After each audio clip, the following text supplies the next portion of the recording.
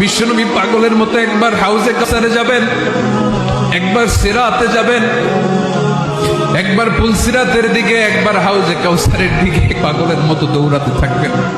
তার কোনো গুনাহগার উম্মত যাতে জাহান্নামে ঢুকে না যায়, সেদিন কেউ সুপারিশ করতে পারবে না বিশ্বনবী ছাড়া।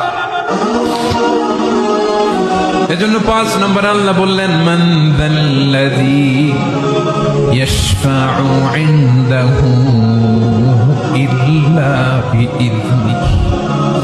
কার সাহস আছে, কার এত বড় বুকের পাটা কিয়ামতের কঠিন দিন আল্লাহর সামনে দাঁড়িয়ে সুপারিশ করবে? কারো ক্ষমতা, কারো ক্ষমতা নাই। বিশ্বনবী সেদিন সিজদায় পড়ে উম্মতের জন্য কাঁদবেন, সবাই কাঁদবে, নফসি নফসি, আল্লাহ আমারে বাঁচাও, আল্লাহ আমারে বাঁচাও। বিশ্বনবী বলবেন, উম্মতি উম্মতি।